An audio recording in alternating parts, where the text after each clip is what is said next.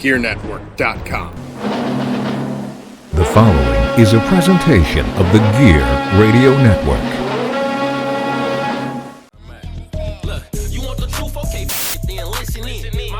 This is the Listen In Podcast with your hosts, John Cimino and Brandon Gorell, here on the Gear Radio Network. Hello, everybody.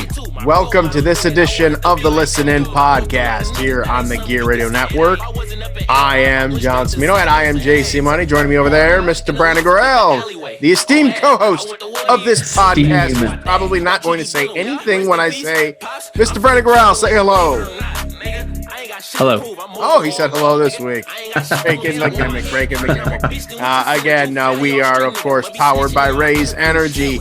Click the link in the podcast description. Enter GEAR, the promo code GEAR, G-E-R-E, at checkout for 15% off of your purchases. Get energized. You got to get the pump you up. They got all the stuff there. There's the flexi over there from the co-host. We got the double flexi here. I gotta jump in, man. I gotta jump in. That's right. Go Young Buck style here. Here we go. There it is. Anyways, Raise. Click the link in the podcast description and promo code GEAR. 15% off. Winner chicken dinner for you and for us. On today's show, we're recording on a Friday night. Last week we had talked about, Brandon, recording later nights, and how us in our age, and we're like, maybe we'll do it earlier. Maybe next week, we'll do it a little earlier. And then today it was like, I can do today by 9 o'clock. After that, I'm thinking 9 o'clock. I'm like, shit, I got a happy hour.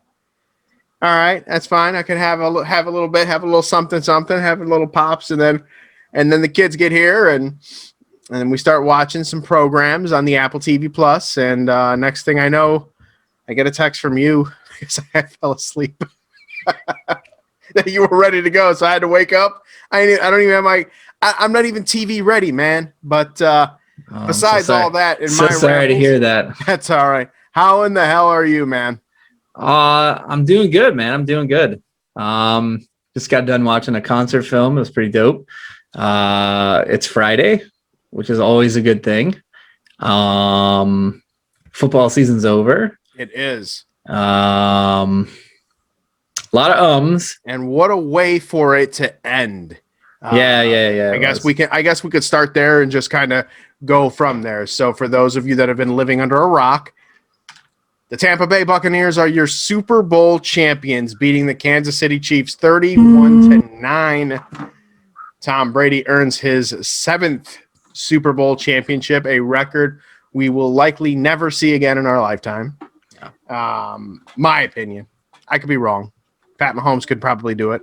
You never know. But I don't know, man. Mahomes took a step back there. Mahomes did not look good this game. I don't necessarily blame him because his line looked like garbage. But it was brutal. But notwithstanding, Tom Brady, Rob Gronkowski connect for a couple of touchdowns.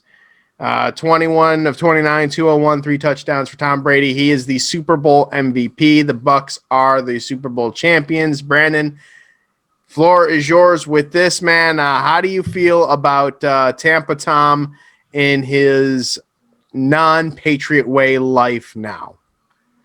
I would have felt better about it had they not beaten the Green Bay Packers to get there. That was kind of frustrating, but I like this version of Tom Brady. He seems to be enjoying the game more. He's a different guy altogether. Well, he definitely is. Yeah. So I don't know, it's cool. It's cool.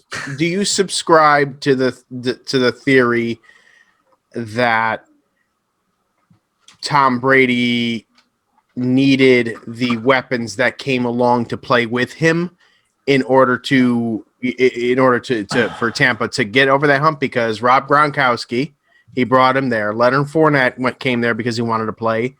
Sean McCoy, he had no bearings on the Super Bowl whatsoever, but he was on that team. He was brought there because he wanted to play with Tom Brady. Antonio Brown was brought there because he wanted to play with Tom Brady. Besides, like, all of those, because everybody that scored in that game were folks that joined the team this year. It wasn't Evans didn't score, or anybody that had been a long time Tampa team. Do you subscribe to the theory that this this Buccaneers team bought their way to this title, and when when their GM says they have the resources to keep everybody together for the next year, do you think they will, assuming they make it to the Super Bowl and win again, do you think that this is one of those bought, or is Tom Brady really, really, really that good? I think it's a bit of both. Like, Brady's really good, but Brady didn't have to be great in that game. He wasn't very good in that Green Bay championship game. He was fortunate to, get an early lead on some pretty bad defensive mishaps by Green Bay. I think the Super Bowl, he was good, but he wasn't great. He wasn't like, like the Philadelphia game, he threw for like 500 yards, and they lost. He had a team around him.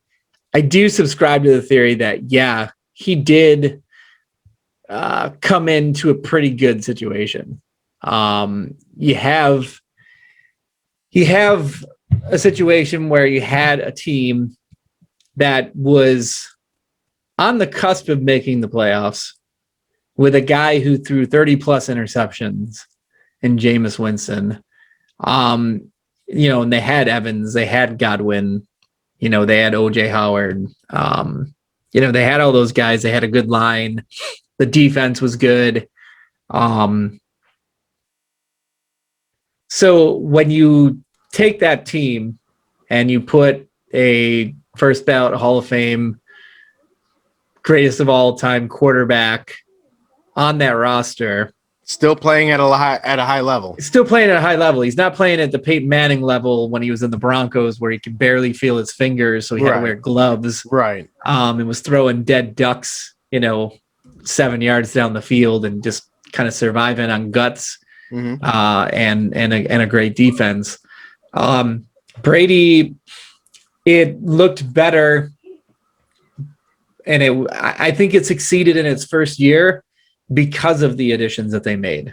Okay. I don't think that they could have done it without the additions. I don't think they would have been terrible, but I don't think they would have been Super Bowl champions. I have to be honest. They needed all that. I thought from the get-go when they got everybody together, I did not have Tampa in the Super Bowl at all. I did not have them winning the Super Bowl. I had them making the playoffs and maybe getting past the wild card and losing out in the divisional. Obviously, I think that's because everyone was focused on the fact of their offense, and no one really paid that much attention to their defense. But their defense is really good. Right, their defense completely dismantled. Well, again, it doesn't help that Patrick Mahomes had 3 starting linemen out.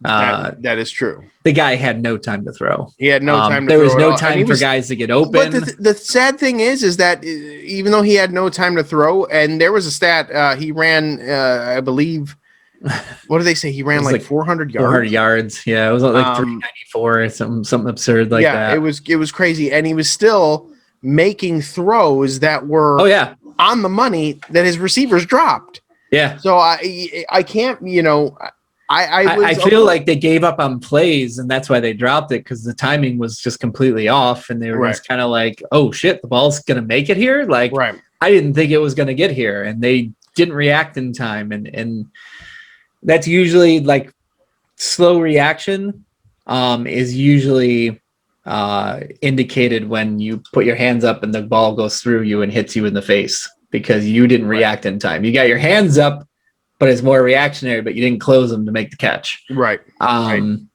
So it's, it sucked that's the way it went. And I was saying afterwards, because I was kind of pissed. So I was still salty about 2 weeks prior. And I didn't have a dog in this fight, so this Super Bowl was meaningless to me. And I was watching it, and I was just like, I says, for a fucking guy who's already got 6 Super Bowl rings in 9 attempts, he sure caught a lot of fucking breaks this year. With like Drew Brees getting hurt and, and the offense not being what it was, at the end of the year when they had already smoked them twice when Drew Brees was healthy. He got that break, and then he got the next break where he got Green Bay and throws 3 interceptions in the second half. But, they get away with penalties like half the game. And then all of a sudden when the game's on the line, we're going to start calling that now. Like, they didn't call it all game on Green Bay's receivers. So they get the break there, and then they get to the Super Bowl and they get all their guys back, and Kansas City loses 3 starting linemen, which is the most important thing if you're a passing offense, is to have time in the pocket to throw the ball. You have a quarterback who's got turf toe, so he's not 100% right. He's got to get. He's getting surgery on it if he hasn't already. And so it's like, so with 3 linemen out, what do you think Todd Bowles is going to do? Oh, gee, we feel bad for you, man. So we're gonna play. We're gonna play back. We're not gonna. No, they blitzed the shit out of him. Like, they're on his ass every time he snapped the damn ball. And it just seems like every break that needed to happen after they kind of came out of the gates kind of fizzled. They got those breaks, and it's like, man, poor Tom Brady. The guy never catches a break, and finally he caught one. Yeah. Like, Jesus Christ. He's won his fucking 7th Super Bowl, and he got it like the most luckiest fucking way. I will tell you right now, echoing your sentiment, we're Bills fans. Yeah. Bills fans were saying that they could have done better. And I'm like, well, maybe you would have scored a few more points. Yeah, I kind of had this argument with some Bills fans, and I stopped because it got to the point where I literally said one sentence, which was, "Aren't they?" Or what did they say? This the bill. I think the Bills the Bills would have done way better or something, or Bills should have won the game. I think they said that. And I said, against this Chiefs roster that they couldn't beat themselves. Yeah. And God forbid, all of a sudden, I'm not a critical thinker. Mm-hmm. A former athlete, another former athlete that, like I'm not one, but as a former athlete, I can say that, this team played differently this game. It doesn't matter if they were rostered the same. They weren't the same team. Well, no, they weren't rostered the same because the Chiefs lost 3 linemen. They had those linemen when they went against the Bills, and they lost them during that game, but they were already up. Right. So when I hear people talk like that, I just say to them, I was like, yeah, if my aunt had balls, she'd be my uncle. So right. Like, it really doesn't fucking matter. Like, you didn't win the game. Like, right, exactly. It's like me saying, well, if Green Bay would have went in there, they would have probably beat them even worse. Like, that's not the case. Like, right. It's just it is what it is. Yeah, we didn't win, and the Bills didn't win either. To sit there and say, oh yeah, they would have done so much better. Tom Brady was 21 of 29 for 201 yards and 3 touchdowns. Right. But like, he was set up in like great positions, right? Because of the picks to throw those touchdowns. He hit Gronk for 2 of them, and then the other one was just a quick little screen pass, and it was like, oh, he's in the end zone. Right, to Antonio Brown. You mentioned the Kansas City being pass, how pass heavy they are. That's amazing too. Like, everybody that scored in that game was all free agent acquisition. Right. That's what Brady, Gronk, Antonio, and Fournette. Fournette had the run. Right. So it's like, to tell me that, oh, well, they would have won without all those, like, if it was just Tom Brady, that's not true. It's not true.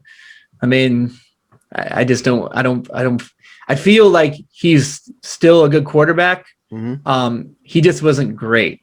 Like, right. He played well enough because he had a full talented roster. It's a complete team. Right. Whereas like some of these Patriot years, he had to carry him. That one Super Bowl where they lost to Philly. I mean, threw for 500 yards. Right. He was nearly flawless, but he still lost the game because he didn't have that complete roster. He didn't have that complete right. team. You know, here's one more stat two more stats to give you. Patrick Mahomes' line, to emphasize the point you made, Brandon, about how their passing game goes. Mahomes was 26 of 49 through 49 attempts. Only completed 26 of those 49 attempts for 270 yards, no touchdowns, 2 interceptions. Todd Bowles' defense, ex-Jets head coach Todd Bowles. Yes, go ahead. Got to get the Jets love in there somehow.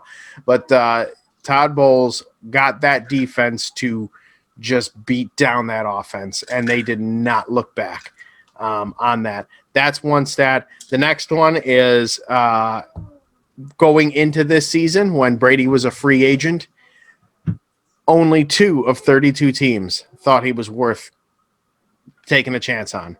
One was the Los Angeles Chargers. The other, obviously, the Tampa Bay Buccaneers. So yeah, and Brady wasn't stupid when he came here either. No. It's not like he just said, you know what, I'm going to go to the Jacksonville Jaguars because it's warm and sunny.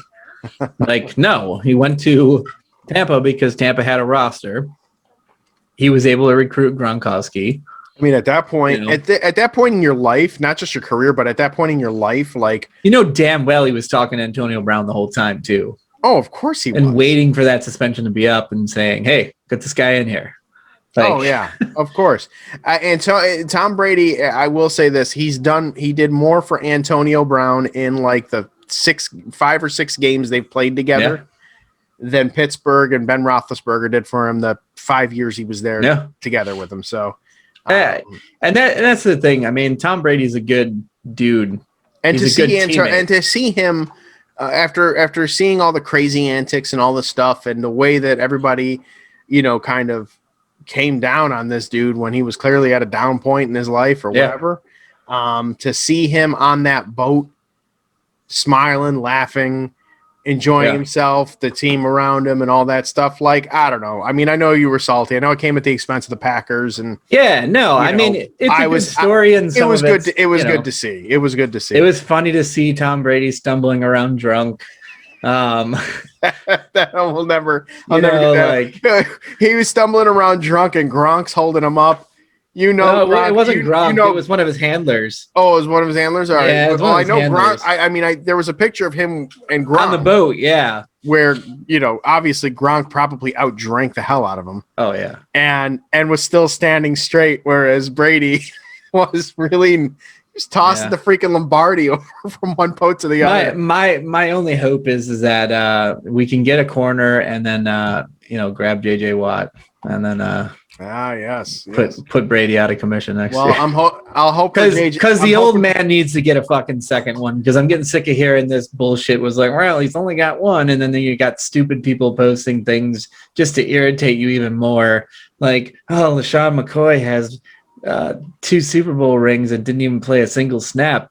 Drew Brees and Aaron Rodgers only have one each. Then ask them how many chips Dan Marino had. Yeah, exactly. I mean. Like that's but the thing. People still bag on Marino for not having any, and it's like, Rodgers has 1. He should definitely have more. Right. I don't disagree. I don't disagree that he should. He should have at minimum, I feel, at least 3. Yeah, and he's had the opportunity to do it. It's just he's had some really bad defenses and. Well, you hope for that, and I'm going to hope for the Jets to either trade for and get Deshaun Watson, which I don't think is going to happen. Just keep or Sam at least Darnold and draft get Devontae to 5 Smith. wins. Keep Sam Darnold and draft Devontae Smith. I would love them to keep Sam Darnold, but it's just the chatter now. It's all talk, fire. Man. It's all talk. Where there's smoke, there's fire. It's Adam Schefter in the offseason running his mouth, trying to be relevant. New York is always a great place to gossip about. Quarterbacks are like the top spot to gossip about. You have a bad team, you got a new coach. New coaches tend to like to have their own guy and stuff like that. Right. But you know what? There's nobody in that draft other than Trevor Lawrence is that your guy. Right. So why not try the guy you have, put him on a 2-year show me, extend him for 2 more years, and then, see where you're at. I mean, there's going to be other quarterbacks. There's nobody in this draft that you're going to be drafting at number 2 and going, man, I really wish we'd have picked that guy. Yeah. Every one of them have question marks. I don't know much about this You Zach could end up Wilson being the fucking guy, but that's like the new sexy one for that's the new sexy Jets pick. fans to cling to. And ESPN, again, like, I cannot fucking stand them as a network. Like, they're really ridiculous and stupid. They released their new mock draft, and their mock draft has Trevor Lawrence at 1, Zach Wilson at 2, and then it's got Justin Fields at 3, or no, it's Trey Lance at 3 because Carolina traded into that spot. And then they've got at 4, they've got Justin Fields being picked. The first 4 people picked are not going to be fucking quarterbacks. They're just not. Right. They're not even that good to have that many, in there right now. So it's like, it's all chatter. I really don't buy it. I think it's really dumb. I think it would be really stupid to say, oh yeah, I think we should go with this guy from BYU, and have him go as your quarterback in a struggling franchise that's got a new coach. Right. I don't know, man. Like, they're listening to offers for Sam Darnold. It's like, okay. I'm hearing that. The only thing I'm thinking of with Darnold at this point is, if they could just hang on and look at Baker Mayfield. His first 3 years in the league, granted, he progressed in each of those years because the team actually did, got some pieces around him. But he had 3 head coaches, had to learn 3 different systems. Yeah. So now Darnold is in the same boat. He was drafted by Bowles, and he had two miserable years with Gase, and now he's got Coach Saleh. So, and by way of Coach Saleh, Mike LaFleur as the OC. So, and to think that, and to look at this fucking draft board that they have up here, like, they're already assuming that Miami is going to trade out to Carolina. Their number 3 pick. Why would they do that? If for some reason the Jets go ahead and pick a quarterback at 2, the Dolphins aren't leaving that spot. They're going to draft Devontae Smith at number 3. There's no way. You don't think the Dolphins would trade or try to finagle a trade with the Texans for Deshaun? I can't see it happening. I mean, I could. I could see that happening. I don't know, man. Like, they just spent their draft pick on Tua, and he played part of a season, and they're gonna go ahead and just give up on him already, and trade him the next year, and try to get Deshaun Watson. Sorry, I hit mute because I farted on the wall. And my kids are right here, and they're laughing. So of course I can't not laugh. I'm sorry. Please proceed. Yeah, but like this, you look at this mock draft, and it's got Carolina taking that pick from Miami, and Miami leaving the 3 spot, and then them picking Trey Lance from North Dakota State. Again, okay, and then Atlanta at 4 is going to be apparently draft Justin Fields, and then Cincinnati is not going to try to grab a playmaker. They're actually just going to grab an offensive tackle from Oregon. And then the Eagles are going to select Jamar Chase over the Heisman Trophy winner, which would fall Devontae Smith to number 7 Detroit, who has Jared Goff. Like, that's what you're going to go with? Like, I just look at these things, and I look at these when is drafts. the draft? Is it the draft's in April, right? Yeah, it's in April. It's all right. Trevor Lawrence has pro day today. That went down. He's going to Jacksonville. He's going to Jacksonville. We already know that. He could have thrown the ball straight up at the top of the roof all day, and it wouldn't matter. He could have intentionally tried to tank it. Yeah, and Jacksonville still would have picked him. So these pro days are just so dumb to me. Like, okay, great. Trevor Lawrence has pro day. We know he can play quarterback. Yeah. Like, we haven't watched his tape for 3 years with Clemson. It's like, come on. Or literally every Clemson highlight ESPN wants to show 1,000 times a day, when this college season was going. But we'll see. And I don't know, man. I just, as per norm, calling the shot right now when it's draft day. You and I will be back doing our draft day coverage and watching the look on my face a little earlier this time when the Jets inevitably do something wrong in the draft that I just sit there and look and be like, what in the fuck did they Jets could really use a playmaker here, and they draft an offensive lineman. Indeed. Okay. All right. We're going to hit a quick commercial break, and then when we come back, it's my turn to do the headlines, and I'm going to apologize in advance if they suck because I did them literally 30 seconds before we took air. Listen to podcasts. Go.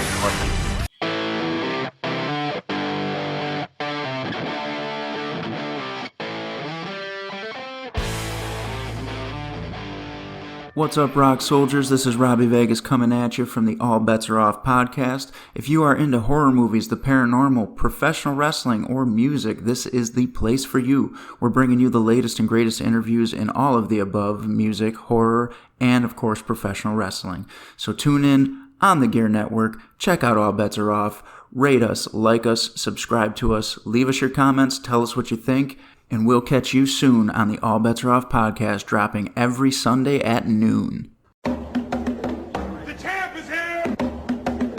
The champ is here! The champ is here! The champ is here! Take number 2 from the studio here. Hi. We're back from commercial. John Cimino here, Brandon Grell there. NBA cards here. We're going to go ahead and do one of these guys, but it's time for the headlines. And for those just tuning in, we stole a popular headline segment, from a much more popular podcast than ours. And we're doing it. We're putting our own spin on it. Typically, it would be Brandon reading me the lines, but evidently at some point in last week's podcast, Brandon bestowed that honor on me this week, and I didn't realize this until just before the podcast began. I did. So I have some headlines that just jumped out at me immediately, but they're probably not going to be good, but I'm going to throw them out there, and then we're going to talk about it. So, Brandon, like to hear it? Here goes. The first headline I have, actually, you kind of spoiled in the commercial break with me. I had Kevin McCarthy snapped at Trump when he refused to help during the riot. Report says, "Who the F do you think you're talking to?" Yeah. Evidently, as this goes on here, while the thing was happening on the day, I don't want to give it any more press than it's already been given, but the days where dipshits went into a building. Right. Evidently, House Minority Leader Kevin McCarthy called then President Trump to ask him to intervene, and Trump told the lawmakers, or told him, that the rioters were actually Antifa. To which McCarthy said to him, they were in fact a Make America Great Again mob. Yeah. Quoting the former president, "Well, Kevin, I guess these people are more upset about the election than you are." And the congressman lost his cool, and at that point told the president, "Who the fuck do you think you're talking to?"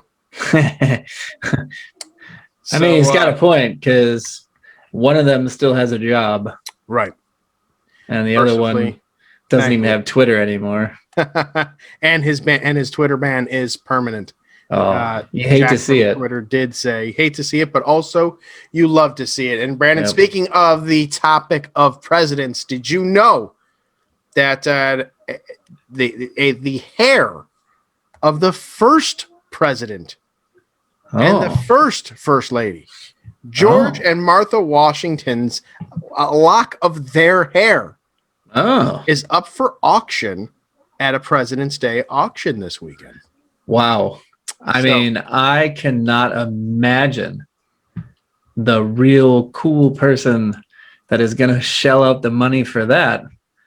I mean, Party City, right Party there. City.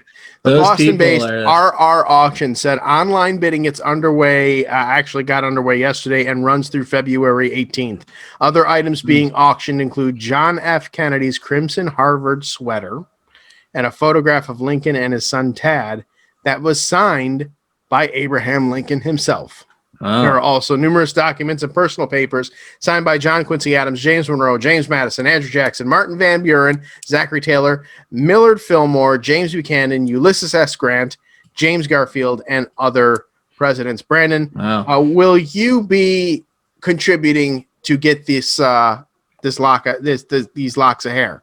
I won't be going for the locks of hair, No? but I am going to research that sweater and see if it was worn under his suit when he got shot, or if it isn't, then no bid. All right. Very good. Brandon, you're a gamer. You like Yeah. to play video games. I like to I play sure the do. video games. My kids here love to play the video games. Ain't that right, Emma? Yeah. Okay, see, there we go. You're supposed to say, when I say, ain't that right, you're supposed to say, yeah. Yeah. Thank you. The James Brown over here. Something like that, yes. Let's try that again. Brandon likes to play video games. I like to play video games.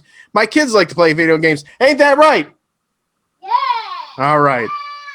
Very good. But did you know, Brandon, that pigs could be trained to play video games with their snouts? Really? Yeah, studies revealed that pigs are not only are they highly intelligent creatures, but a study released on Thursday revealed that they're skilled gamers too. This was published in the journal Frontiers in Psychology. The paper is the culmination of extensive research into pig intelligence that began in the 90s by scientists working with Stanley Curtis, a quote legendary swine researcher. Brandon, he passed away in 2010. Safe home. Oh, I was gonna say, I wonder if he puts that on his dating profile. No, I think I'm a swine enthusiast. This ladies. I think predates, Tinder and all that. But the paper highlights two Yorkshire pigs, Brandon, named Hamlet and Omelette. Stupid fucking names. And two micro pigs, often used in research and weighing between 50 and 70 pounds, named Ebony and Ivory, better names, all of whom were kept at Pennsylvania State University. The pigs were trained at a rudimentary joystick-operated video game task that had originally been created to test chimpanzees and rhesus monkeys. I said rhesus, not racist. I thought you said Reese's Yes. made of peanut butter. They learned how to manipulate a joystick with their snouts to move a computer cursor across the screen. Once they maneuvered the cursor to hit the wall, a treat dispenser connected to the joystick would deliver a snack to them. The game had varying difficulty levels, and the number of walls that appeared on screen decreased from 4 to 1. The pigs, all of whom were farsighted, eventually excelled at the game, though their performance varied at the higher difficulty levels. Ivory hit the one wall target at an impressive 76% of the time. Brandon, the pigs, they're coming for you in that Tom Clancy game you told me about. I was gonna say, how does it feel to know that a pig is probably better at Halo than you are? Well, I mean, yes, that's Brandon. That is why I have not played that game Since the Super Bowl. Ever since your living room was now where Sean's room is. No. That's Have not not true. played That the time we played it and the last time you played it was at your apartment over in Greece there. Mm-hmm. When you had that big oversized heavy projection television that you had.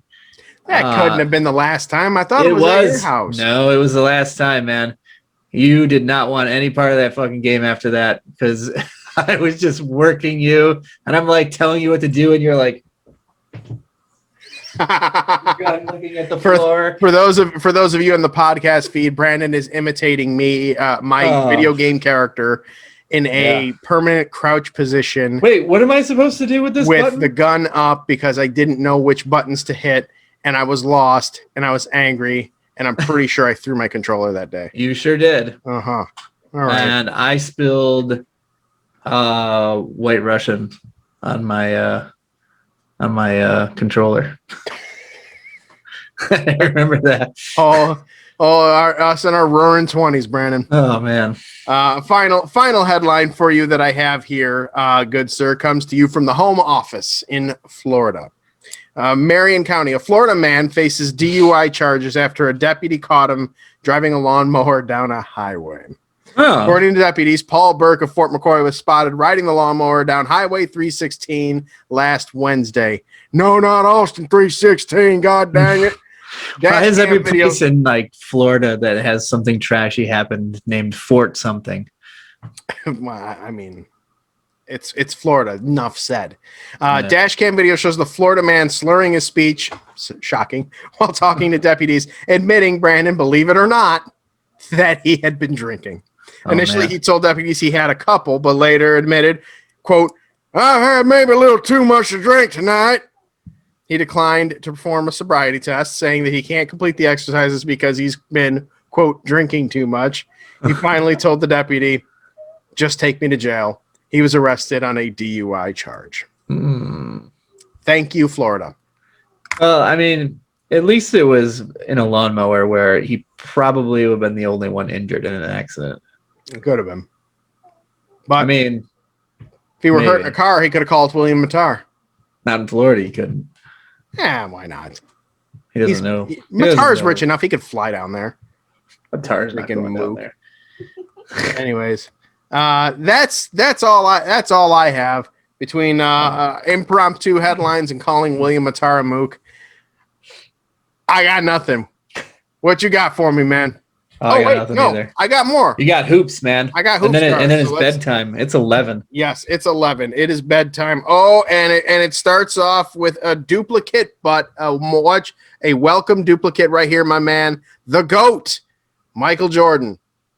This is when Michael Jordan, for my studio audience here, this is when Michael Jordan played basketball before he became the crying Jordan meme. He was the assassin Jordan. This guy. Yes. Let's see. We've got Michael Adams of the Denver Nuggets, Sean Elliott's rookie card of the Spurs, Bill Wennington when he was on the Mavs. Woo. That's an old one. We got Otis Smith right here. What in the hell? Oh my goodness. All right, here's a new one. All-Star Weekend. It looks like a checklist on the back. But when you flip it in the front, it's the coaches. Oh, Riles and Daly. Mm-hmm.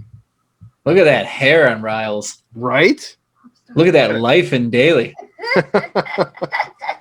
There's strikingly handsome young fellows there. Mike Brown out of for Utah. Charles, what's so funny about Mike Brown? Sounds All right. like Make Brown. Yeah, okay. I gotta go Make Brown. Charles Jones of the Bullets, Craig Elo of the Cavs, Elo. Dennis Hopson. You remember Elo?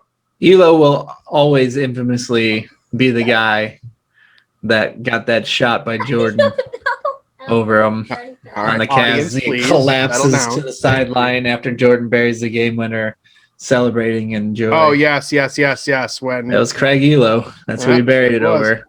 All right, let's see. We've got Dennis Hopson of the Nets, Gene Little's the coach of the Charlotte Hornets, its first incarnation, Scottie Pippen's All-Star card.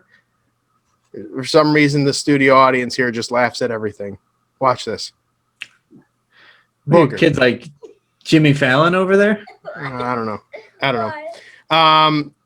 Ed Pinkney. Pinky or whatever. I Pinckney. can't pronounce his name today. Pinkney. I can't math and I can't English today. Kevin Edwards and Scott Roth. No, Mark Jackson. That card Yeah, still Eludes you.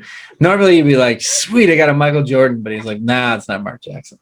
Well, we already got Michael. We got Michael Jordan already in Yeah. the first one of the first ones we opened. Yeah, Did we? I thought it was his All-Star card, but I could was be it his wrong. All-Star? Maybe.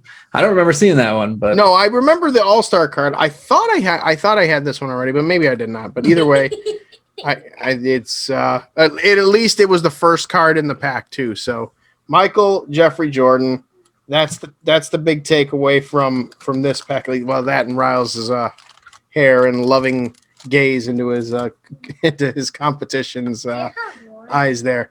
I have a lot more, honey, and I'm not doing any more on this episode because you guys are nuts. You're tired. Right, exactly. I'm tired, and it is bedtime. And with that, the bosses have spoken.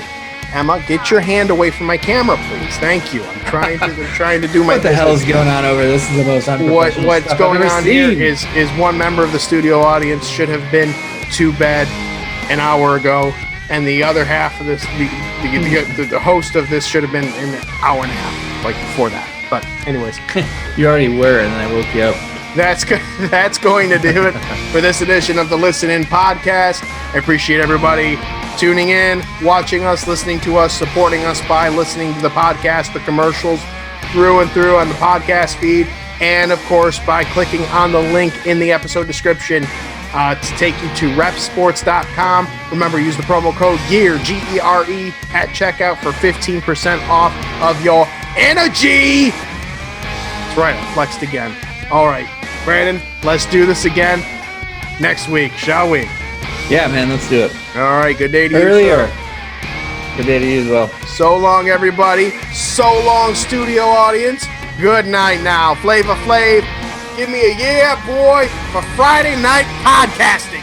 Yeah, boy. Hang on, one more thing before you go. Remember, listen to our sponsors following this podcast, as that does help this podcast and this network out in a way that we appreciate very, very much. So if you could just ride it out 30 to 60 more seconds after this podcast is over, listen to those commercials. It would be doing us a very, very big solid. And again, we thank you. This has been a presentation of the Gear Radio Network. For more, log on to gearnetwork.com.